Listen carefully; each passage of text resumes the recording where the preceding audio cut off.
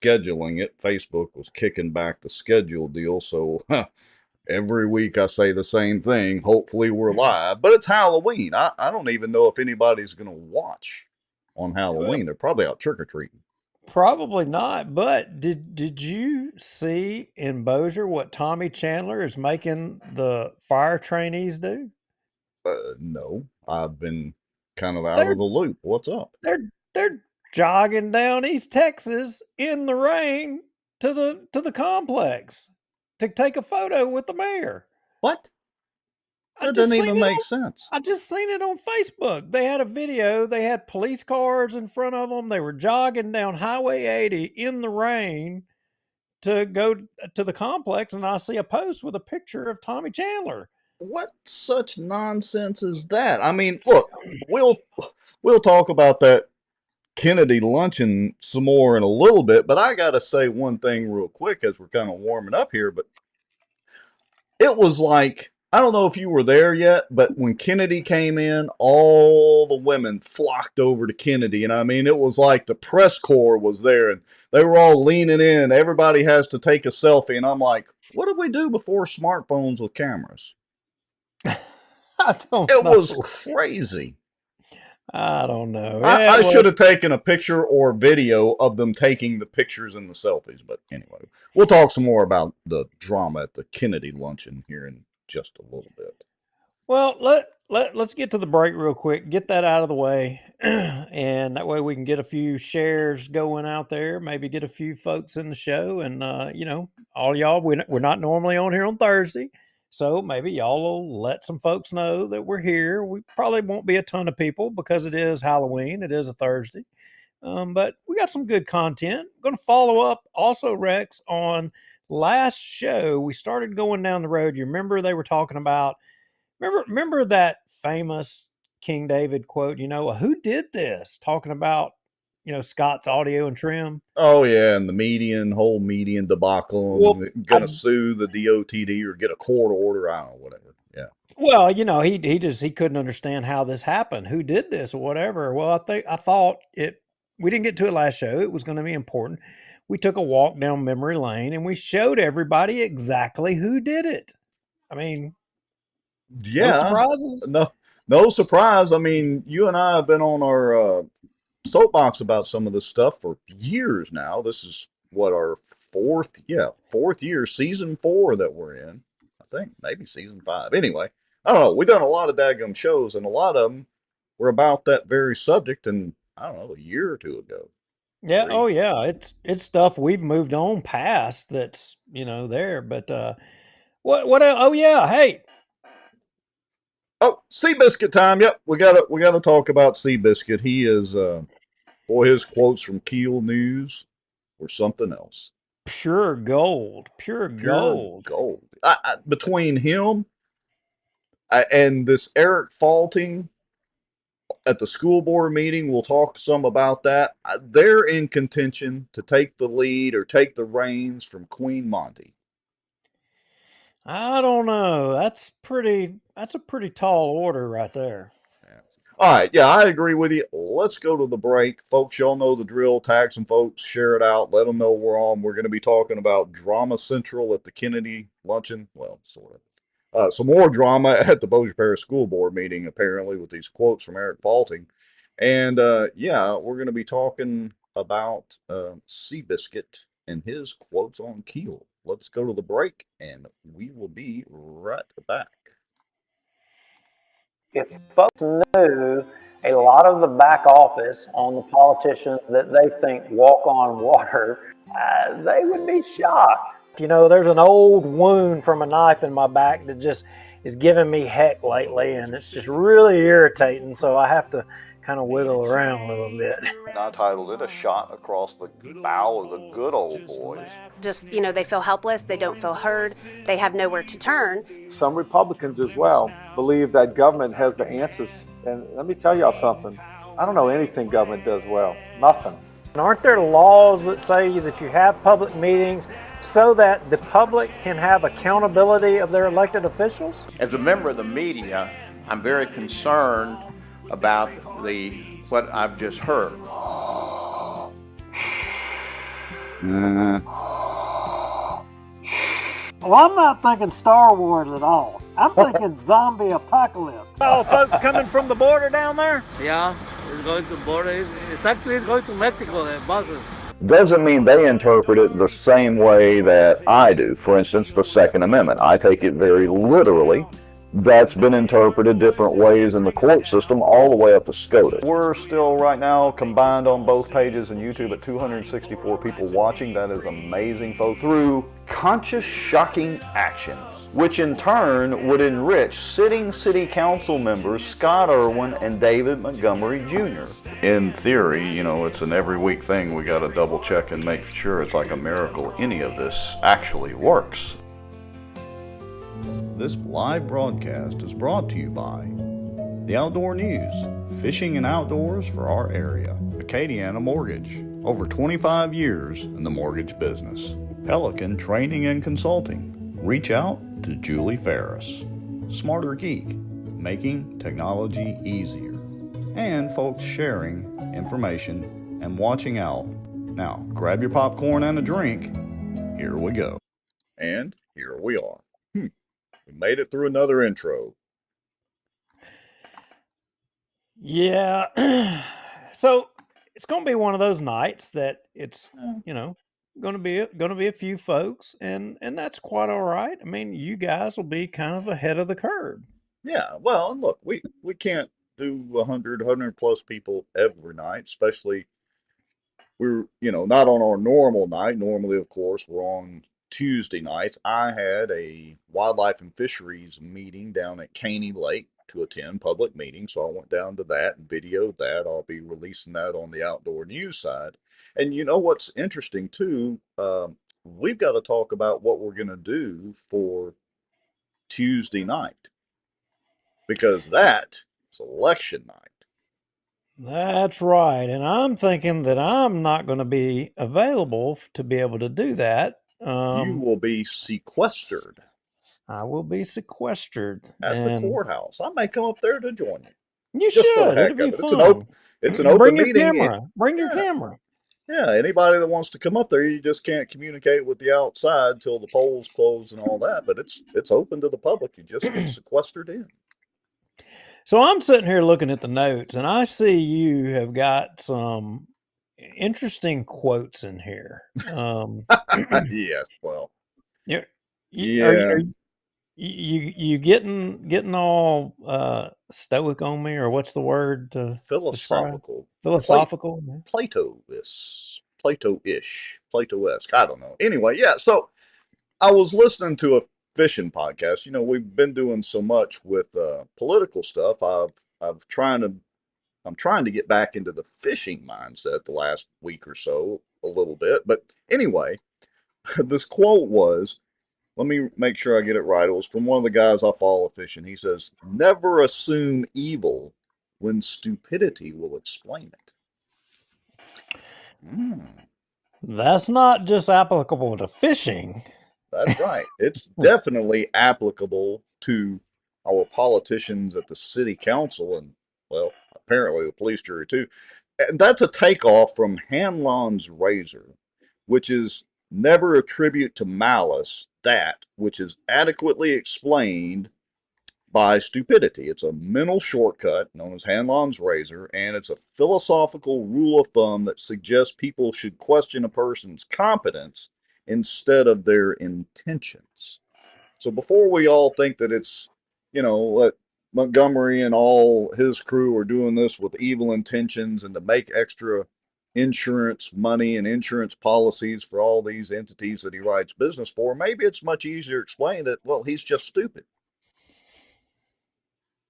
Well, he was saying that somebody needed to go get a governmental accounting degree.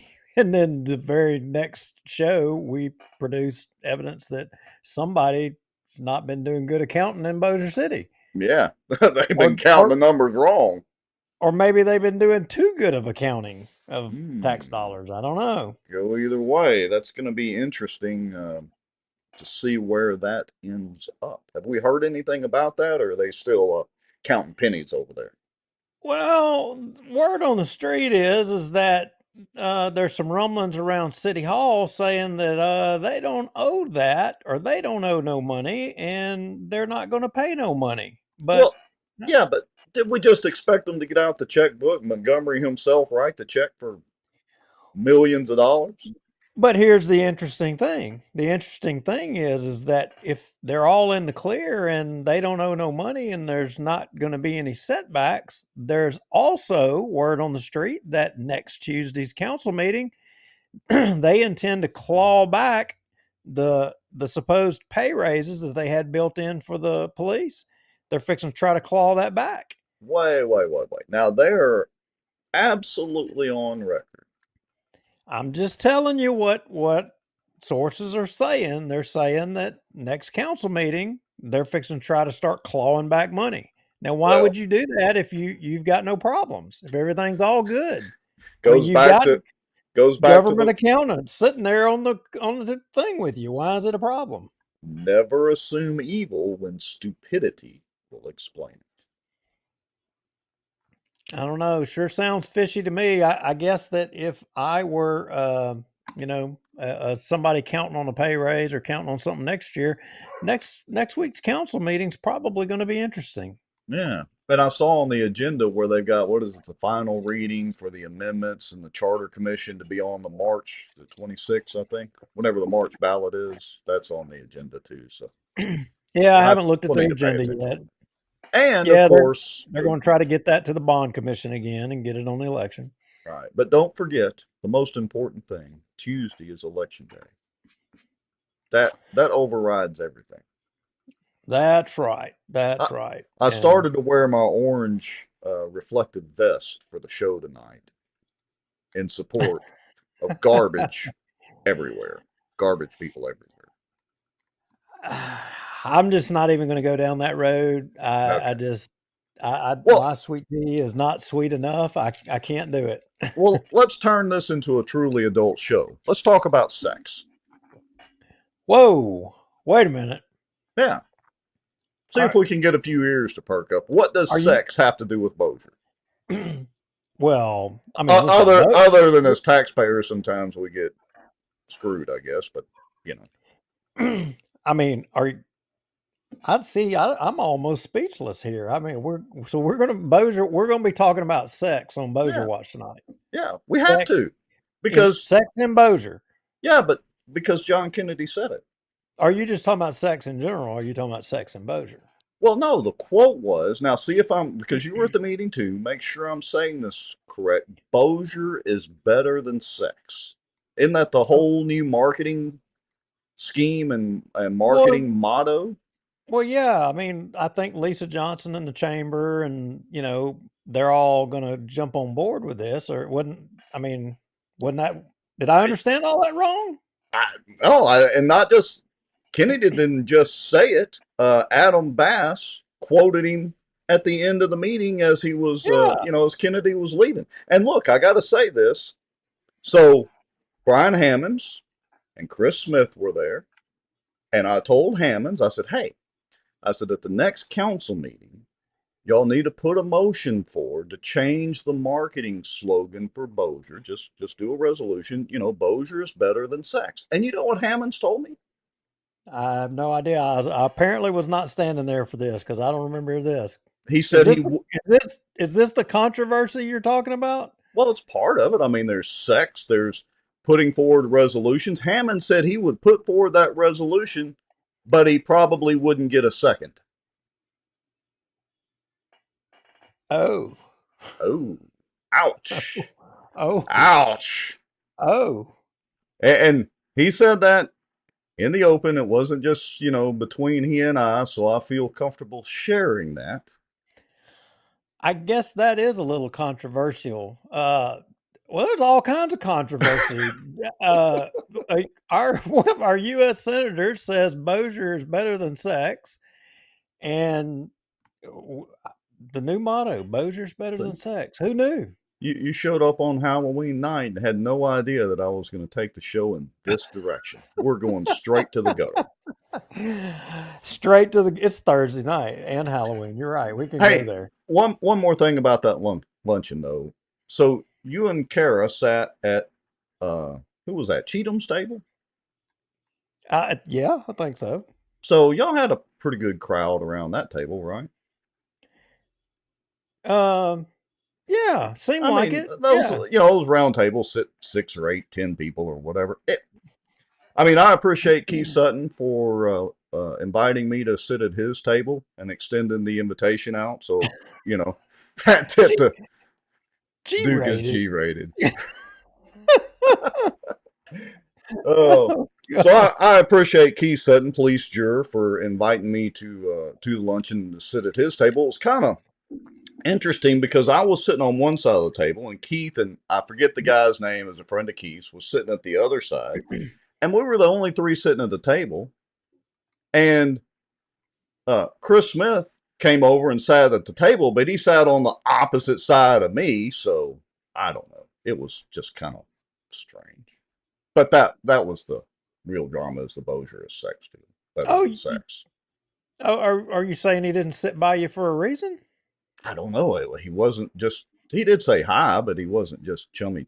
I can't imagine why. But you know what? I took a selfie with Tommy Chandler, by golly. Oh, so Tommy was talking to you then. Oh, yeah. Tommy came up, shook my hand. How you doing? Lewis took a selfie of us, said he was going to put it on the city's Facebook page. That's amazing. Yeah. That's amazing. Anyway, well. Anyway.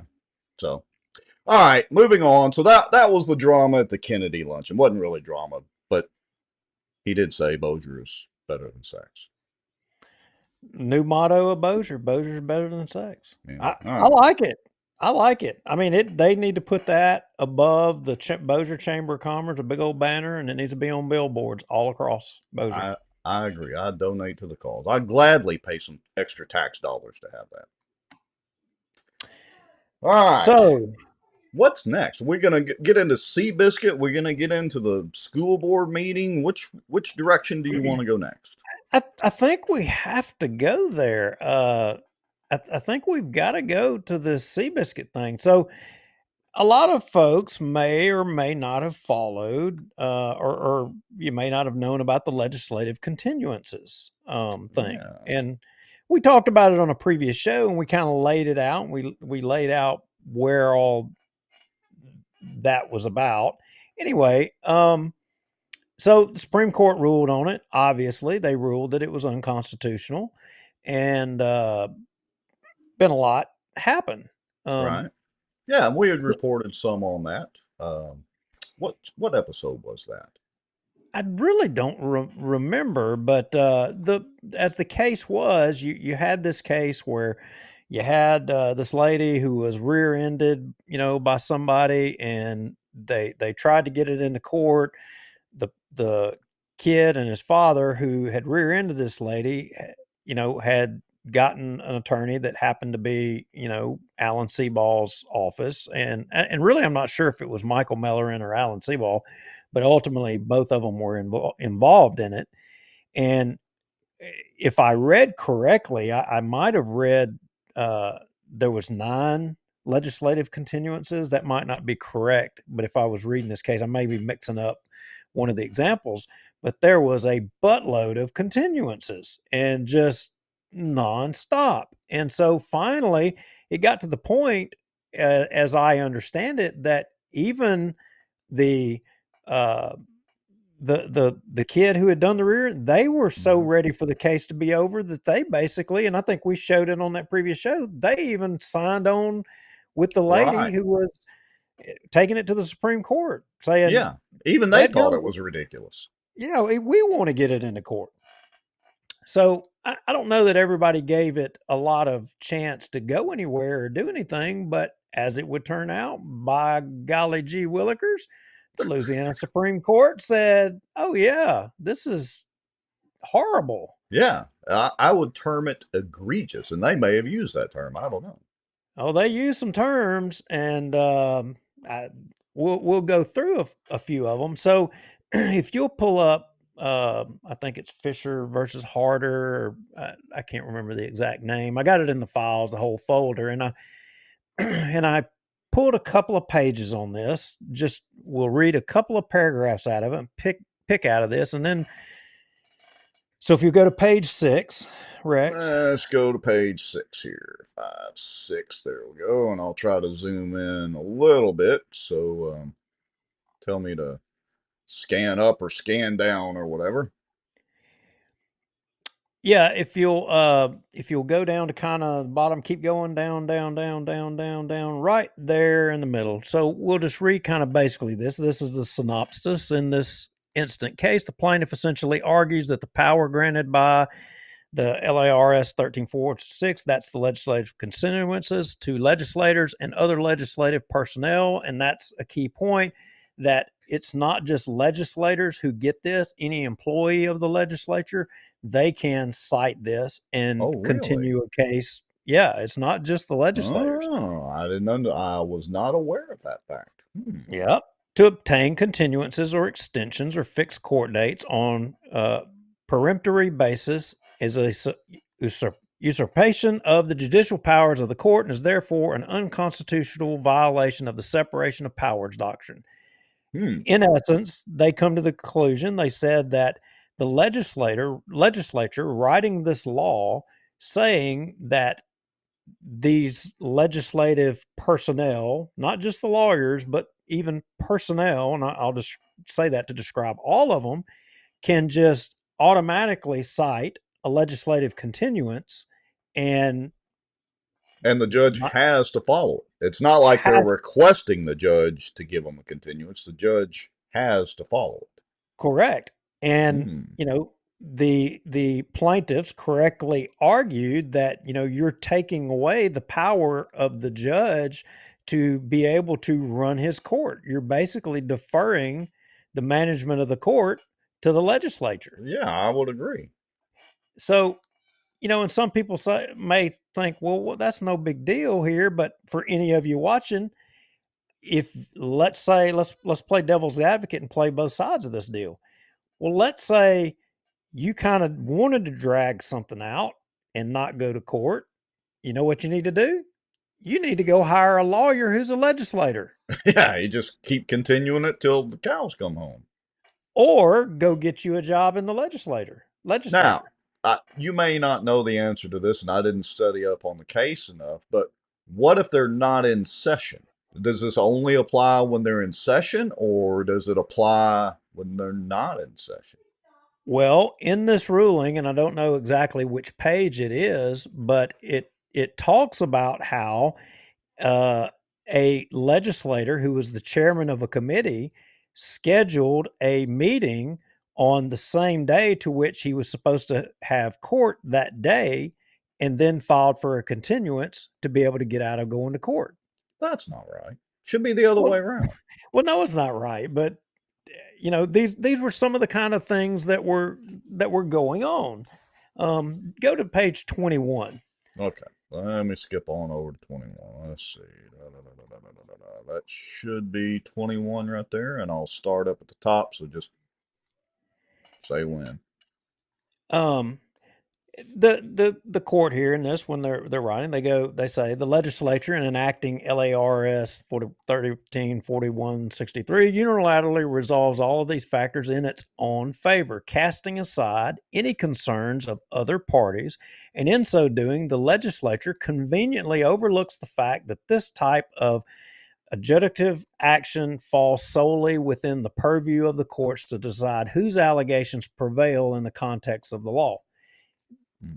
Thought that was pretty strong in them saying that the legislature is sitting here, disregarding all other parties, basically prioritizing their interest over everybody else.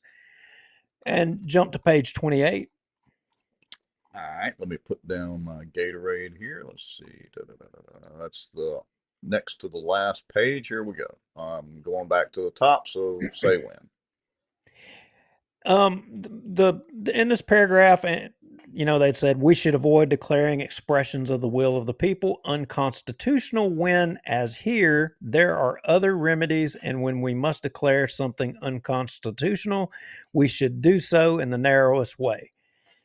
So that particular quote just kind of jumped out at me. Yeah.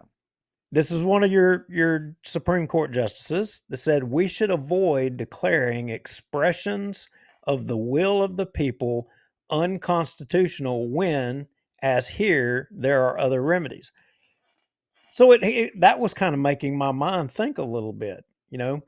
What if the will of the people was to have retroactive term limits? Hmm. Hmm. Interesting.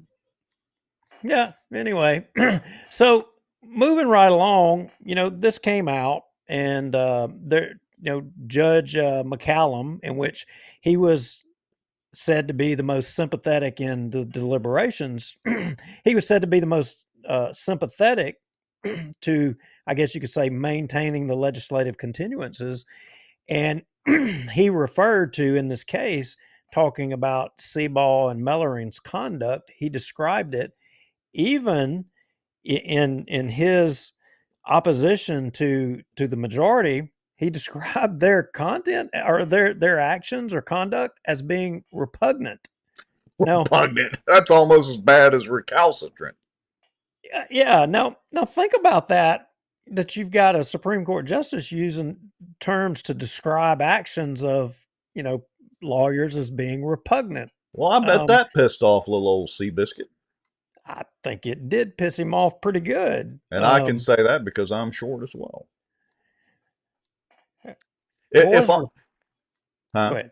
I was going to say, if only Seabiscuit had done something like gone on Keel and shown his disdain for the Supreme Court. If only we had a recording of that show and we could show it to the audience. I mean, I think perhaps maybe we ought to do that, because I'm thinking that he probably did do that, and I think we probably have that recording ready to go. Yeah, it's probably queued up. So here we go. The full credit out to Keel for the interview. They had Seabiscuit on, the Mike and McCarty, said it right this time, show, and he was going to talk about some other stuff, the legislative tax session coming up, but he just couldn't resist and had to let his feelings be known. Here we go, and just tell me to pause anytime you want to, dude. FM 710 Keel, Mike and McCarty, and on the Jack Spring Electric Newsmaker Hotline, State Senator Alan Seaball joining us. Good morning, Alan. How are y'all this morning? We are doing well. Hope you are as also. Special session called by the governor for tax reform. We're going to eliminate the state income tax. Not quite. Not quite. Not. All right, look, before we jump into that, y'all talked about the whole Supreme Court ruling on the legislative continuance. So let me tell you why that was a very bad ruling and why it's relevant to this session. Okay. When we're looking at a regular session next year, I can tell you we go in like April 12 and we're going to get out the first week of June. But this was unanticipated because we know lawyers who are in the legislature, we know we're going to be in Baton Rouge in the spring. We schedule our trials in the back half of the year. Representative Mellerine and I practiced together, and during the 3 weeks of this special session, between us, we have 3 trials scheduled. I'm going to be in court today at 2 o'clock asking a judge to give me a continuance on a case. But if he doesn't, then I'm not going to be in session to vote for at least one of the 3 weeks. Oh, darn it. I hate to hear that. And as a side note, Seabiscuit is a lawyer for the insurance industry. Just saying. All right, here we go. All 3 senators representing Caddo Parish, both senators representing Sabine Parish, 100% of the senators representing Sabine, Red River, Wynn Parish, they're lawyers. So I don't know what Sam Jenkins and Thomas Presley's trial schedule looks like, but if they're like me and they have trials scheduled during this 3-week period, it's a possibility that Caddo Parish won't be represented in the Louisiana Senate when we convene next week. But you can still ask a judge to delay. You just can't demand it and it automatically is granted, right? That's correct. Okay. Okay, stop. So, for him to say, I take a little issue with what he said, or the way that he said it. He said all these parishes and these places, they'll go without representation in the legislature. That's what he's saying. And what he's saying is that I'm assuming he's including himself in that, but him and all those other lawyers are going to make the choice to not represent the people of their district, but to represent, their clients in their personal business. When you run to be a representative of the people, I mean, anytime I've run, I've known that doing so I was making a personal sacrifice to do those things. Right. But what he's saying is that no, he's not. All woe is them. Everybody's going to be underrepresented or not represented at all. Wham, wham, wham. That's exactly what I hear. Yeah, I think that's bull crap. I mean, if you can't, but I see the other side of it too. I see the other side of it that, lawyers have to be able to make money. They have to be able to make a living as well too. But if you choose to be a legislator, that's a choice. Nobody twisted your arm to force you to do it. Nobody's forcing him to take on this case or that case either. He does have to make a living. I'm a capitalist too, but it's part of the ball game. And let's see, which city councilman was that? Oh, Darby. There's the sacrifice you make as an elected official. Right. And in this case, he nor any of those other lawyers, they didn't call this special session. But wait a minute. You're going down the wrong pathway, Mr. Lowry. Okay. Because that's not why the Supreme Court ruled. They didn't look at the law and what's fair or not. That is not why they ruled. He's going to tell us, I have a sneaking suspicion, here in just a minute or so. They ruled because there was abuses, and it was obvious and glaring abuses that No. That's not why they ruled. Okay. That's not why that is. Nothing about the law. Let's listen, and Seabiscuit is gonna tell us. And I'm going to do exactly that. We filed it when the session was proposed a few weeks ago. We filed it saying, "Look, hey, this is coming down the pike. We don't want to incur costs because it's going to get bumped." And the judge denied it, so it hadn't been called yet, that's fine. But the fact of the matter is, I think a working knowledge of civics is not required to serve on the Louisiana Supreme Court. Whoa, we got to stop right there. Did y'all hear that? Hold on, let me back it up. Listen to this. It hadn't been called yet, that's fine. But the fact of the matter is, I think a working knowledge of civics is not required to serve on the Louisiana Supreme Court. Maybe a working knowledge of the law is not required to be an insurance attorney. I don't know. Well, I 3 branches of government. I think that's civics 101, the legislative, the judicial, and the executive. I mean, that's civics. And I think that's what their ruling was basically saying, was that the legislature was trying to overstep their bounds and dictate the judicial's. You're wrong again, and Seabiscuit's fixing to prove it. That is wrong not again. Yes, that is not the reason that the Louisiana Supreme Court ruled the way they did in this case. Oh, well, I am a guy. I can't. I don't have it in me. I don't know. I got to hear this. Let's see what Seabiscuit has to say. Because they ruled that the legislative continuance conflicted with the Code of Civil Procedure. We write the Code of Civil Procedure. We tell the courts what factors they can consider when making certain rulings. The ruling that the Supreme Court passed down last week is absolutely nonsensical. And the fact of the matter is, it was retaliation because of their redistricting plan, which the Senate killed twice. Hold on. Did you see that? See, he just told you right there. And it's got to be because he's a senator now. Here we go. Absolutely nonsensical. And the fact of the matter is, it was retaliation because of their redistricting plan, which the Senate killed twice. I told you were wrong, Mr. Lowry. It was retaliation. So the Supreme Court, Louisiana Supreme Court, retaliated against him because the redistricting plan was killed. Okay, I got it. It was retaliation. See, I told you, it had nothing to do with the law, had nothing to do with fair or what's not fair. It was just simple retaliation by the Louisiana Supreme Court, according to Alan Seabiscuit. Okay, well, Well, I guess let's hear what else he has to say. I mean, I'm if waiting. we're driving off the cliff, let's step on the gas pedal. Here we go. The one that divided Caddo Parish and really gutted Northwest Louisiana's ability to be represented on the Supreme Court. You really believe that? 100%. 100%. This was the Supreme Court flexing their muscle to the legislature because we didn't rubber stamp their redistricting plan. So do you appeal this to beyond them then? No, we just change it. I mean, there's more than one way to skin a cat.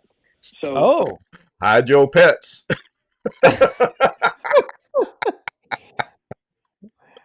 Yeah. All right, more than one way to skin a cat. Okay. He must have been. Is he talking about, where is that? Ohio? This is a speed bump. We're going to fix it maybe in the special. We'll fix it definitely next year. But this was judicial activism at its worst. This was the Louisiana Supreme Court trying to flex its muscle because we didn't rubber stamp their redistricting plan. That's all this is. Whoa. Okay, so it was pretty retaliation. strong accusations. That's very strong retaliation, and there's more than one way to skin a cat. They're going to fix it, possibly in this special session that just got called.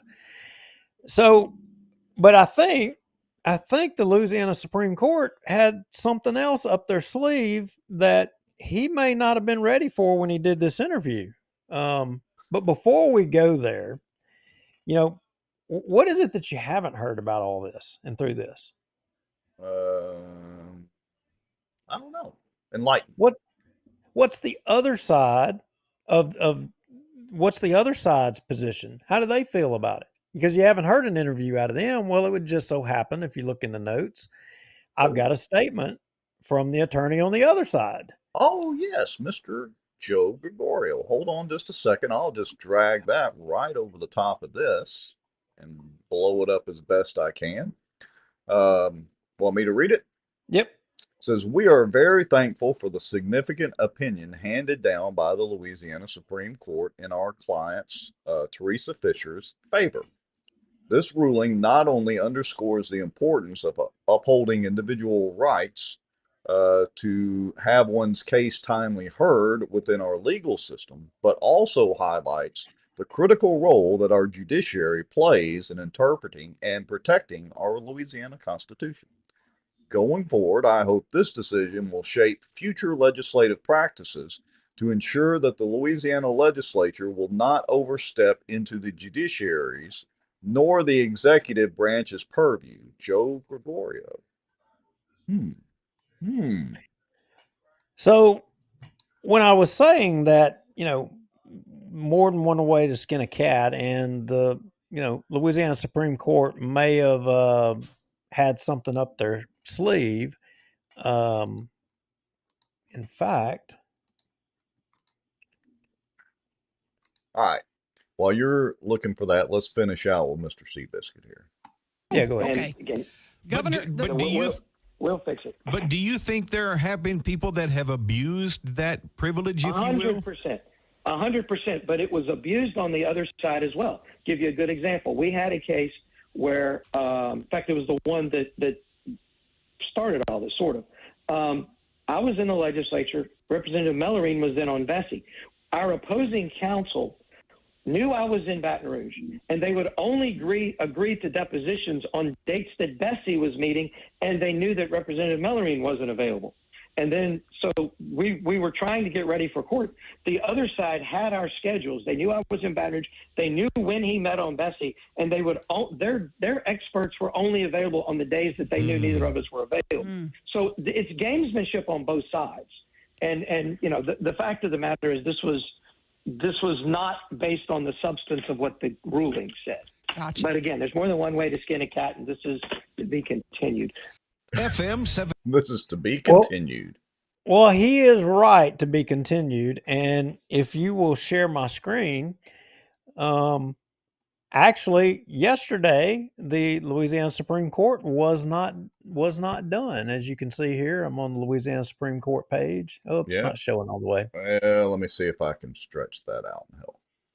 Anyway, so we'll go down, and they issued an order yesterday. Oh, that's interesting. Oh, there's some lag because it's not showing there. Okay. It probably popped up in another screen. Yeah, that's probably correct. If you go into the notes, I have it in there. The LA SCOTUS rule. Yep. Okay, hold on just a second here.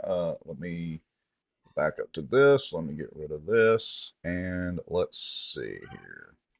All right, give us the summary version. The summary version is I suspect that the Louisiana Supreme Court recognized whenever they made the decision to make the ruling that they did that you were probably going to have Cat skinning going on. Some cat skinning going on, and they came out and issued general rules or procedures for the judges and guidance for the attorneys and judges on how to act whenever you have someone that tries to utilize a legislative continuance. That tries to abuse the privilege. Well, it's not so much about this. It basically, delineates how, and when a motion for a legislative continuance is made, how to deal with it. And they laid it all out right here in this rule. So I think that's when Alan Seaball was talking about more than one way to skin a cat. He had plans of they were going to try to legislatively write all this up. But the Louisiana Supreme Court just beat them to the punch, and they wrote their own rules. Rusty Maddox says, sounds like the other side was smarter than Seabiscuit. Paul Johnson says, you better hope there is a check on the judiciary. I trust the courts less than the legislatures. Interesting perspective there, Mr. Johnson. Yeah. And normally I would agree, but I don't trust Seabiscuit any further than I can throw him. Well, I don't know. I think you should have the separation of the branches. You shouldn't have the legislature having the ability to dictate how a court proceeding is really going to go. On the same token, lawyers being involved in the legislative process. I mean, one of the judges had wrote, that of the founding documents of this country and the quantity of lawyers, it was almost half of the signatories on all of our most famous documents that govern our country. Half of them were attorneys. Attorneys have a role there, but I think the overriding principle is that anytime you're going to run for one of these offices, it's to be a public servant. It's not a job. It's to be a public servant, and you make that, it's a choice. You make that choice, and you can't use it for business purposes. And if using it to delay court proceedings, that's a business decision, and that is horrible to do that. I would agree. All right. So, do we want to go back and review the man-check emails? Do we want to take a look at the school board meeting? Or I teased it out a few minutes ago, we have video of Macho Woman Jill Savage, I hear. We'll see. Yep. So I had occasion to be at the courthouse again today, now that you done brought it up. Or, well, you know what? Maybe, since you've invoked Macho Man Jill Savage, maybe we need to pause a little bit because, normally when we start talking about things like that, somebody will text and they'll say to whoever it is we're going to be talking about, hey, they're getting ready to talk about you. They're getting ready to talk about you. And we'll see the numbers pop just a little bit. You can tell. Yeah, why don't we? We'll go. We'll tease it out. We're gonna have video of Macho Woman Jill Savage coming up before the end of the show. Yeah, before the end of the show. So let's go to Man Shack real quick. Let's get that out of the way because it's not very long. And pull that replay up. Yeah, let's get that ginned up. All right, give me just a second to get everything going here.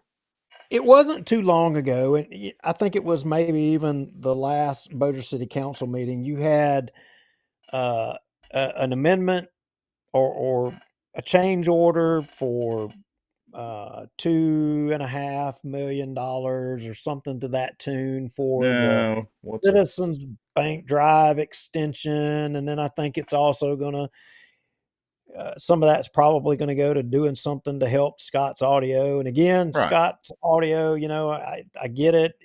He's kind of screwed in this, but the rub here continues to be, and some of you all are going to remember this, and maybe it's beating a dead horse, but some of you may not remember this. But let's go to that replay video and go to Okay. the 3416 mark and hit play. Just tell me when. Go. Question on Benton Road with the newly installed raised curbs, whatever you want to call it. Scott's Audio, you're familiar with that building? Yes, sir.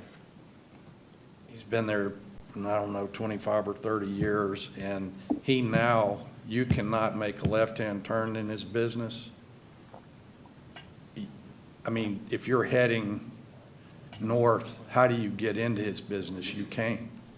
Well, technically, you I've can. never in my life seen someone a long-standing business, taxpayer. We actually, whoever it is, just, by God, go out there and build a wall and say you can't get into the man's business. I went out there and walked with him today, and I don't know how did that happen? I mean, and I know it's not you, and Okay. we all know. All right, let's stop it right there because Montgomery's building walls. How did that happen? We know it's not you. Mm-hmm. Did that? I heard those words clearly. Did I not? Did y'all hear it? Yeah. How does this happen? Who, by God, built a wall? No, it's not you. Well, hold on. Let's listen again. Get into the man's business. I went out there and walked with him today, and I don't know how did that happen? I mean, and I know it's not you, and we all know the origins, but I don't think that's legal. I mean, okay. It's illegal. Okay. Well, I had to dig back. I had this ready last show, for when we were talking we were going through the Citizens Bank Drive extension, but go to Manshack email number 1. Okay. Because we've got a pile of data that we got back a long time ago, and I mean we've got emails. I don't know how many. It's well over 1,000 emails or something or another. Lots. It's a lot. And I remember reading through all of this, and if you scroll up to the top of this email chain here, or this thing, right there, from Ben Rauschenbach, Manshack Group, and you see the date, August 2nd at 8:28 a.m., August 2nd, 2021. And this was somebody from down, he was responding to a question from, there's a lot of people CC'd on this thing, but, LA.gov, that would have been, I think DOTD. Right. And they were inquiring about Mark Hudson because you remember, there was a lot of people that were trying to say that a lot of these problems, the previous engineer of Bossier City, they were trying to lay this blame all off on Mark Hudson. But on August the 2nd, 2021, you see this reply from Ben Rauschenbacher or whatever, or Ruttenbuck, Hudson is no longer with the city of Bossier. He retired about a year ago. So he was gone 2020. Now go to the next email. All right, let's take this one out here and let's bring in email number 2. Drum roll, please. And go to the top. Yeah, from Justin Haydell. And with Manshack. And that one is at 8:40. Justin Haydell, the Manshack guy, he jumps in there, responds to the DOTD guy. And if you scroll down to the bottom, what are the subject matters here? They list there, and there's the only 2 that matter. There's 3 items that were requiring an answer, or they were looking for an answer regarding. And the first one is the rail crossing at Shed Road. Well, we know how that it just suddenly had to be closed down, and it wasn't nobody's fault. Nobody. Yeah, it just had to be done. It just had to be done all of a sudden. Right. And but what's more that number importantly, two? for the purposes of tonight, it says number 2, see the attached email on Benton Road proposed median. Gosh, I wonder what that's about. Now, this is, to review, Monday, August the 2nd, 2021. That city council meeting where, you know, Queen Monty's on his soapbox about the illegal median was June the 4th of this year. So this email is 3 years ago. And he's wanting to know, how does this happen? Who does Maybe you need to read your email there, Monty. Well, maybe he should consider hiring someone with governmental accounting training that would perhaps, review things and correctly advise the people who would make these decisions, because obviously he had to have been uninformed or something, or somebody lied to him, or somebody didn't read something. Well, how can he say he has no idea? I wonder how big a boy he is. I wonder because, he alluded in there that it must be illegal. And we all know that the city of Bossier City, the city council, is very litigious. They've proven that with the term limits. I wonder if he has filed suit against the DOTD, against the Louisiana Department of Transportation, for building that median. Well, why did he not do it then? Good question. How big a boy are you, Monty? I don't think he's that big of a boy. He knows the answer, but all this is duck and cover. He doesn't want anybody to know that, hey, I was one of the guys that did this. So to stand up there in front of God and everybody and to say, how did this happen? Who did it? I mean, again, look in the mirror. I mean, yeah. All right. We ready to jump ahead to the school board meeting, and we'll show Macho Woolman Jill Savage at the end of the show? We can do, either way. We can, Macho, whatever you want to do. Let's do the school board. Yeah, because I think this will take us about 15, 20 minutes to run through. And we'll close the show out when we get through with this. Oh, Jerry Castellani. Government counting classes are not available in Bossier. We are too busy with practicing sex.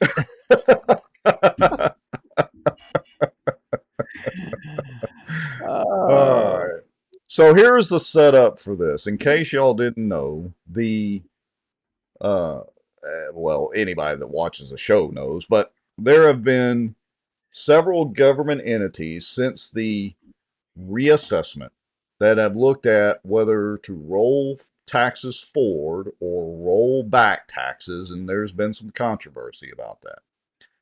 The school board initially sent signals that they were looking at a roll forward. They since had an about face. As a matter of fact, we shared out on the Facebook page a YouTube video from the Bossier Parish School Board explaining, with Jason Rowland and the head cheerleader and Nisha Bamberg, who is, I think her title is a CFO, and I always forget the head cheerleader's name. What's her name? Yeah. Anyway, that woman. So they did a good job of explaining in that video. So fast forward to, they had a meeting today, and remember, pretty much the school board's the largest taxing entity in our parts in the parish. They had a meeting today to decide on this, and so we're going to go through that meeting. It wasn't a very long meeting, but I just want to hit a few highlights. So let's listen to Nisha Bamberg present the millages. Here we go. Good evening, President Bertrand, Superintendent Rowland, and members of the board. Thank you all tonight for coming out and being with us for this presentation of the proposed millages for the 2024 tax year.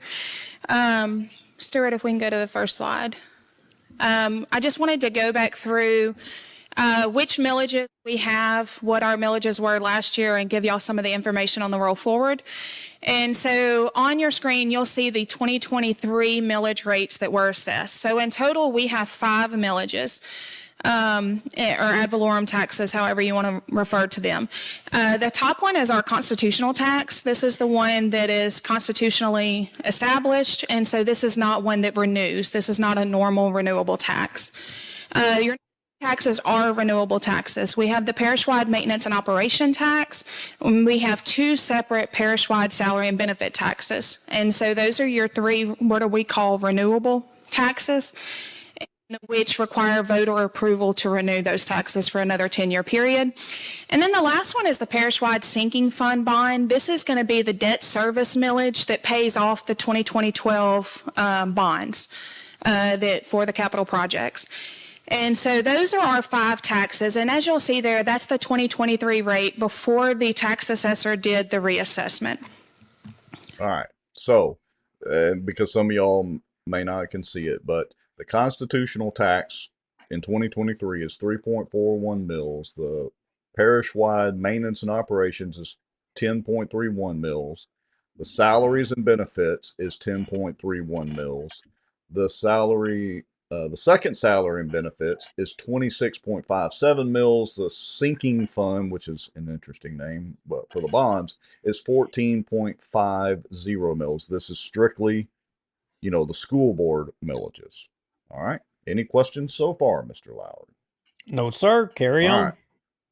So this year, as I'm sure y'all know, Stuart, you can go to the next slide. I'm sure y'all know that the value of property for Bossier Parish went up this year. And because the total overall assessed property values went up, the assessor establishes or calculates what the rate would be. He reassesses or recalculates the prior year tax. So what would the rate be with the new property values to give you the same revenue level? And so that would equate to a reduction in the millage rate for those taxes. In those years, we have the option to roll forward. And so I have the definition of roll forward here. It increases the millage rate after the reassessment from the adjusted maximum to a rate not to exceed the prior year's maximum. This only occurs, again, when the property values go up on reassessment year. Okay, so that's what we're looking at tonight. So the next slide shows you, again, the 2023 rates. I wanted to show you those.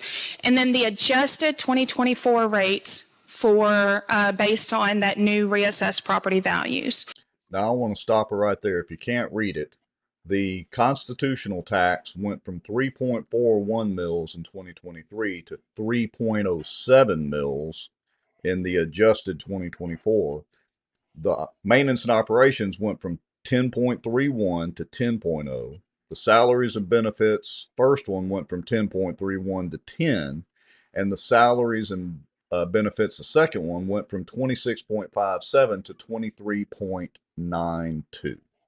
All right. And Mr. Haygood says, let's cut some administrators and supervisors, cut the fat. Oh, but Haygood, you're wrong about that, and Eric Faulting's going to tell you why here in just a little bit, but we'll get to that. All right, so here we go. And so as you can see, those millage rates drop down based on that increased property value. So you'll notice here that there's only 4 taxes listed. Remember, we have 5. That debt service is not subject to reassessment. That's why that one's not on this slide. Okay? This will show you what those new adjusted millages are. This year we have 2 millages that are eligible to be rolled forward. If we can go to the next slide, Stuart. Millages are that parish-wide operations, the parish-wide operation and maintenance tax and one of the salary and benefit taxes are not eligible for roll forward this year. So this year we're actually only asking y'all to roll forward 2 millages, okay? And that would be the constitutional tax. All right, listen up. And the one of the salary and benefit taxes, okay? The parish-wide sinking fund is not subject to roll forward. Now, listen carefully We're here. proposing to roll forward those two. The increase in those two taxes that we're asking to roll forward would be an increase of 2.99 meals over the adjusted rate from what the assessor had given us, okay? And along with that, or in companion to that, we're actually recommending to lower that debt service that's not subject to reassessment. We're recommending to lower that millage by 3.5 meals. So we're asking to roll forward or increase 2.99 on a combined rate on those two taxes, but we're actually also going to ask the board tonight to lower the debt service millage by 3.5 meals, which. All right, did y'all catch that? So she's asking that they roll forward or increase from the adjusted 2024 rate, suggested by the assessor's office. They're asking to roll forward two of them, roll back one of them. The total millage, when you're done, will be a net negative, to put it kind of in simple terms. In other words, as a taxpayer, you'll be paying slightly less on the Bossier School Board millages. A net decrease. So net decrease, yes. The total quantity of taxes that you would pay would be less. Yes. Now, it's kind of interesting what she proposes with the salary, so I want to continue on playing through this, so listen up. Should equate to a net reduction based on these two actions. So this is, you see, is what we are asking the board to approve tonight for the 2024 millage rate. And so you'll see the two that we're asking to roll forward, that constitutional, and then the fourth tax that's listed, the parish-wide salary and benefit, and you'll also see that reduced parish-wide sinking fund bond. All right, I want to stop right there because Ms. Jerry asked sinking fund explain. So I'm no expert on all of this, but apparently that is to pay off the interest and debt through one or more bond initiatives. And we were also asked the question, why are there two of them for parish-wide salaries and benefits? Well, because the voters approved two separate millages for salaries and benefits. That's why. All right, but it's kind of interesting because she talks about moving monies over for salaries and benefits. So it's coming up here in just a second. The next chart's a good one. It shows all of them side by side. What was the rate last year? What was the reassessed rate? And then what are we going to ask the board to approve tonight? And so this is our recommendation to roll forward those two taxes. One thing I really like about it is we're able to move the tax revenue from the debt service, which is committed only to pay off that bond, over to the salary and benefits and maintenance operation. We can use those for salaries. And so that moves the money over to where we're wanting to use it, which is to help pay additional salaries. Did y'all catch that? Basically, pay raises. Now, Mr. Haygood says nothing is decreasing. You are still paying more than last year. Well, technically, and normally I wouldn't side with the school board, but technically you're paying a decreased rate according to this math and what they voted on. Yeah, your value went up, but the rate you're paying, at least to the school board, is going to have a slightly net decrease. I'm going to show an example of what you'll pay here in just a few minutes. All right, so let's listen for just another minute or two, and then we'll move on. And help provide for future raises, okay? So that is what we're really wanting to do. That is the point of asking the board for a roll forward tonight, is we want to be able to move that money from a very restricted source over to this other area that we can use for salaries and benefits. If only they had thought of this back in 2019. If only. You knew I had to throw that in there. All right, so what is this going to mean for a taxpayer? So I did a little chart, and I will post this on Bossier Watch after the show or in the morning. And I know it's a little hard to read. I used their chart and plugged in a few things. But basically, it's going to be a decrease, or I'm sorry, an increase of 2.99 mils on the constitutional tax and on the parish-wide salaries and benefits. Okay, the constitutional, they're raising from 3.07 mils to 3.41. The one salaries and benefits is going from 23.92 to 26.57. That's a net increase of 2.99 mils in taxes. But this parish-wide sinking fund bonds millage is going from 14.50 down to 11 mils. That's a decrease of 3.5 mils. So overall, that is a net decrease of 0.51 mils. Okay? So how does the math work out on that? Okay, so on a $200,000 assessed property, you will save $6.38. If my math is correct, and I'm pretty sure it is. So on a $200,000 assessed property, let's say it's a home in Bossier Parish, you have $75,000 homestead exemption. That drops you down to $125,000. $125,000 times 10% assessed is a $12,500 taxable amount. $12,500 times 0.00051 is $6.38. So technically, I hate to say saving money, but technically they're having a net decrease overall. And like I said, normally I wouldn't really defend the school board. I'm not necessarily defending them right now. And too bad they didn't come up with this a few years ago. Well, the big picture thing here is all that they're doing is they're making use of different funds, and the thing is what funds were originally passed for what purpose, and they're just increasing the revenue in one fund that can be used for one things and decreasing it in another that could be used for other things. And she said it in the video you showed a while ago, which was pay raises, Right. She said it. She did. All right. So hopefully that's relatively clear to everybody. Like I said, I'll post my little chart on the Facebook page and on YouTube after the show or in the morning when I get to it, just to make it clear to everybody. So they did go ahead and vote to do both of those things. But before they did it, there were some comments, and I got to go through some of these. One of them was from a guy named Ben Rayford. And Ben was talking about, he calculated on his home that it was going to cost him about $200 and something more overall in all of the tax deals that are going on and the increased valuation of his property. And that prompted Eric Faulting to make these comments after the public commentary period was over. And this is just unbelievable. So let's listen in.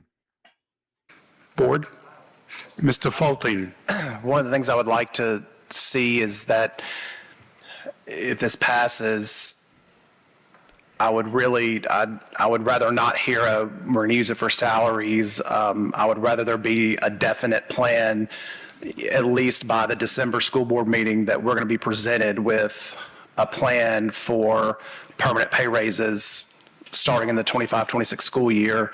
I think this is serious enough that we have the right to ask, that we don't want it to be, well, we're going to see what we can do and we're going to do this and we'll bring it next. I think December gives you plenty of time to come up with a plan for our teachers because they deserve it.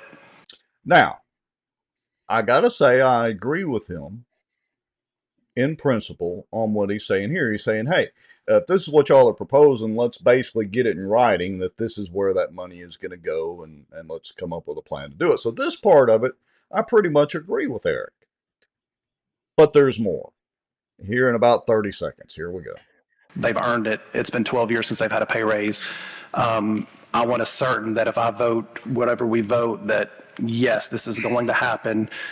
Granted, you can't give us a dollar amount. I get that, but at least have a plan before the teachers are out for the holidays so they can come back with an excitement, and then the 25-26 school year. I'm assuming that's when, if we pass this, that's when it would go into effect, 25-26 school year. Does that make sense?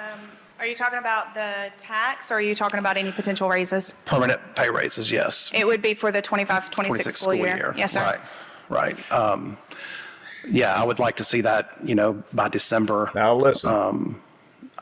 I think all of our taxes went up, but one of the people that what they're forgetting is that as our city is growing, we want to keep good teachers. Everything is growing, and at the end of the day, the people that are up here that are complaining their taxes are going up. $257, Mr. Rayford, to have our education system continue to grow is worth it to me to give a teacher a pay raise. And if $257 a year is not worth it to you, then you, sir, are part of the problem of Bossier growing. Did y'all hear that? Oh, wait a minute. So did he just say that if you don't want to pay more taxes, you're part of the problem? You are part of the problem. Yes, he did. And if there is any doubt about that, let me go back and let me play it one more time. Forgetting is that as our city is growing, we want to keep good teachers. Everything is growing. And at the end of the day, the people that are up here that are complaining their taxes are going up. $257, Mr. Rayford, to have our education system continue to grow is worth it to me to give a teacher a pay raise. And if $257 a year is not worth it to you, then you, sir, are part of the problem of Bossier growing. Okay. Wait a minute. So did I the governmental accounting chick on here, Nisha Bamberg? So did I not hear her articulate correctly that the tax assessor does a calculation when they reassess properties? He then makes a calculation of what you would have to set your millage rates at to maintain the revenue coming in that you previously had coming in to support the operations that you have, right? Yes, that is literally the definition of a roll forward. But what he's saying is that if you don't support an increase in taxes, you're part of the problem. Yes. That's literally what he said. What a Okay. dumbass. Yes, Eric Paulting. So revenue is growing with the growth of the city. You get more houses, more things built, reassessments. So the money increases, but then you have a calculation done to where you maintain the money. I don't know. But if you don't like your taxes going up so they can pay the school teachers because they're not top heavy, and he's going to tell us that here in a minute, foreshadowing, you, Duke Lowry, are part of the problem. And you, Ryan Haygood, and you, Lisa Allen, and you, Kara, y'all are all part of the problem. Okay, look, I'm just going to say Eric's having a bad day. Okay, I'm just going to say. I might say that. Maybe he misspoke, but wait, there's more. Oh, here we go. And at the end of the day, the people that are worried about their values going up, I would be willing to bet you $1 million if y'all go to sell your house, borrow against your house, concerned about the property value, you won't use the property value that the tax assessor gave you last year. You're going to use the one that they gave you this year. So in essence, you want your property value to be up more, but you don't want to pay for it. So it'd be like you want to buy a car in 2024, but you only want to pay taxes on 2012. So, well, he's right there. He's got a point. I mean, he's right on that. I mean, people, he has a point there. Everybody wants their cake and wants to eat it too. I don't disagree with that. Yeah, well, and Bobby made that point when he was on the show with us, is that, okay, yes, your overall taxes are increasing, but the value of your property is also increasing along with it. He just sets the assessed value, not the tax rates or millage, with the exception of his office. So, and it's the same thing here. Yes, the amount of total taxes you're paying is going up based on your assessed value, if your assessed value went up, but they are doing a slight decrease and then, doing the little shell trick with the money to move the money over ostensibly for pay raises. Why do I have this sneaking suspicion that we're creeping towards it's Bobby's fault? Why am I thinking we're getting near that argument? What would clue you into that? But wait, there's more. All right, go ahead. And that y'all don't think our teachers are worth that. And because it's not just our teachers, it's our custodians, it's our cafeteria workers. They're struggling as well. Their taxes are going up as well. But wait a minute, two things. One, he's pulling at the heartstrings, and yes, I agree your teachers should be paid more, hoorah, hoorah, and all that stuff. But the fact of the matter is, when he starts pulling at those heartstrings and he's talking about the custodians and all that, they're generally not going to be in an upper income bracket, and their home might be under the homestead exemption anyway. So that's kind of a silly point, but here we go. And at the end of the day, you don't have us to complain to. You have the tax assessor. He raised your values, not us.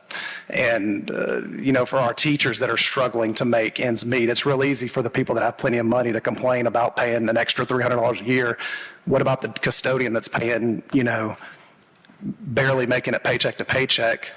This is who we're going to impact. This is how we're going to keep good teachers. They're leaving us to go to Caddo Parish. They're leaving us to go out of the state. We are behind the curve. And before I get the whole spiel about, we have enough money to do this and we're top heavy and all this. Well, guess what? We've done a full blown research company come in and audit us, and we are not top heavy. All right, time out. You know what I'm going to fire off? The public information request is coming for the salaries of the teachers and the administrators again, because I can tell you for sure, without a doubt, it's the reason the teachers union woman started sputtering and spattering everywhere on that interview back in 2019 is because we started publishing those salaries. And let me just tell you folks, at least in 2019, and I doubt they have gotten any better, they are as top heavy. I'm surprised they don't fall over. Not the teachers, the administration and staff. There were, I forget the exact number, but there were like 30 employees over 75 to 80,000 administrative employees. Boy. Well, we're going to have to go down that road. Yes, we are. Okay, here we go. But you did call it. He blamed Bobby. Blame Bobby's office. It's not their fault. It's Bobby's office. Let's listen again. They are struggling as well. Their taxes are going up as well. And at the end of the day, you don't have us to complain to. You have the tax assessor. He raised your values, not us. And, for our team. He raised the value. Yeah, he did raise the values. He didn't raise the tax rate. He held his tax rate at the same. You guys literally, although you did decrease one to offset it, but you guys literally rolled forward. That is raising taxes on 2 of your millages. I was joking. I really didn't know that he was. It's Bobby's fault. Okay. All right. Your fault, Mr. Edmonston. All right, here we go. Teachers that are struggling to make ends meet. It's real easy for the people that have plenty of money to complain about paying an extra $300 a year. What about the custodian that's paying, barely making it paycheck to paycheck? This is who we're going to impact. This is how we're going to keep good teachers. They're leaving us to go to Caddo Parish. He's going to pay $300 a year too, probably. Oh, yeah.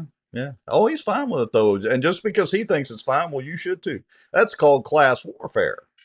But here we go. There's more. Leaving us to go out of the state. We're behind the curve. And before I get the whole spiel about, we have enough money to do this and we're top heavy and all this. Well, guess what? We've done a full blown research company come in and audit us, and we are not top heavy. So your opinions of top heavy are wrong. I can prove it with facts, and we've going to publish some salaries. We need this money to grow this I want to see the study. City, to grow this parish, to keep good teachers. We are losing teachers at a rapid rate, and they deserve to have a pay raise for the first time in 12 years. Listen, now y'all heard him. First time in 12 years, they deserve a pay raise. You heard that, right? And I think, who was it that commented? Where was it? Somebody in the comments. Diddy Clark, I think. Yeah. All right, so listen carefully, because he just said 12 years. So that's pretty much all I got. But December, I would like to have a December deadline for. I can give you the exact dates, but we have given a raise in the last 12 years. If you want me to give you the dates, I've got a list I can pull up real quick. Well, no, I don't want all. Oh, no. Don't prove me wrong. No. Don't pull up the dates when we gave them the no. Don't prove me wrong. This is too much fun. He's like the David Montgomery of the school board. Nah, come on now. You can't go that far. I mean, look, he's just Well, he's getting close. He's trying to do sound bites, but he's doing them all wrong. No, I can't you can't. No. That's Poor going a little bit Eric. too far. I mean, look, sometimes you say things and you're wrong and you have to eat a little crow. That's just the way it goes. I mean, he's trying to defend teachers. He's trying to defend what he's there supporting. I mean, he made two. But dazzle us with brilliance. Don't baffle us with BS.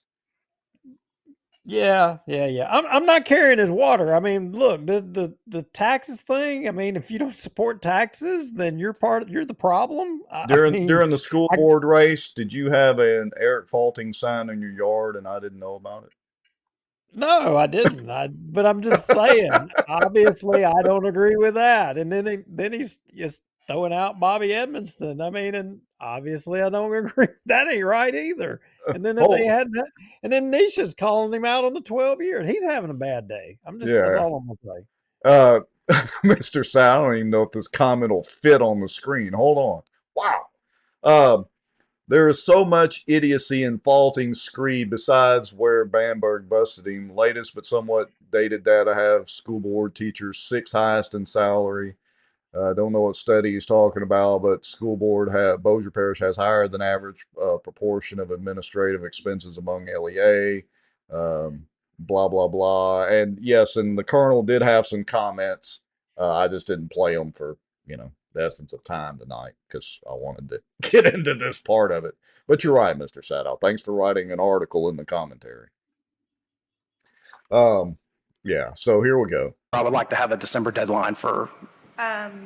I can give you the exact dates, but we have given a raise in the last 12 years. If you want me to give you the dates, I've got a list I can pull up real quick. Well, no, I don't want all that. It's not on us. We haven't been able to give them a noticeable pay raise like when you did the salary restructure, which was amazing, and you did an amazing job. But we were told that not to say that was a raise because some of the teachers they.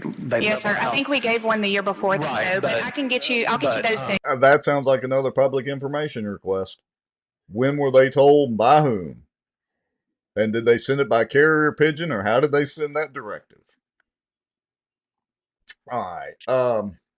I could keep going. So they ended up voting in these two. The 2 millages that they're increasing, the 1 millage that they're decreasing, and so that's the gist of this special meeting. It's overall not a raise. It's overall you're going to be able to go get a hamburger. Yeah. Well, I don't know.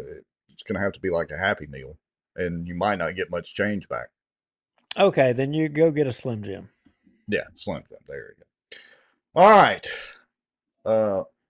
What else, Mr. Lowry? Is it time to show some WrestleMania?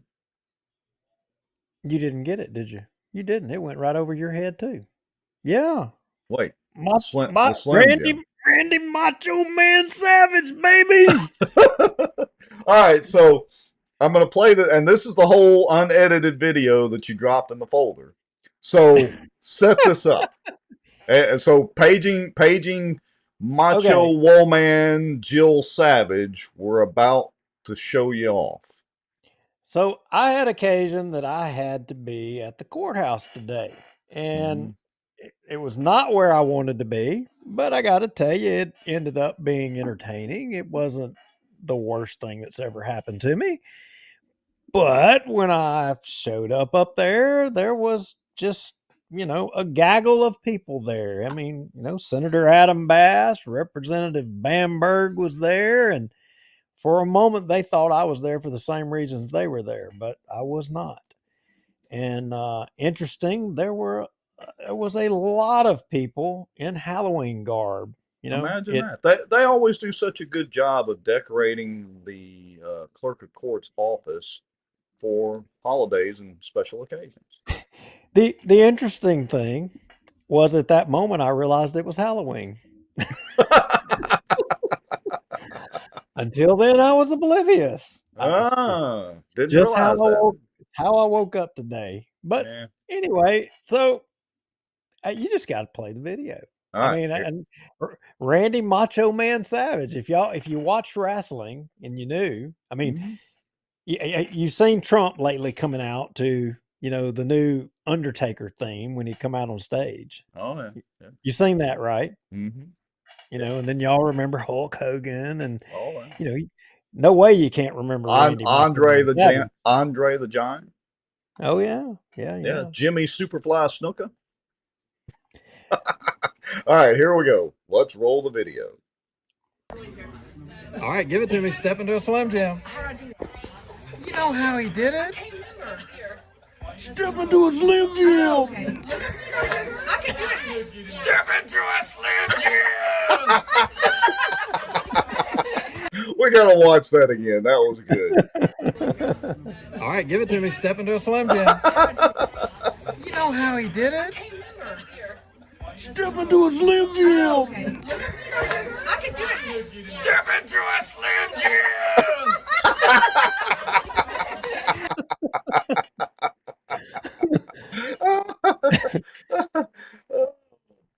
That's it. We're going to end the show on this scene right here. This is great.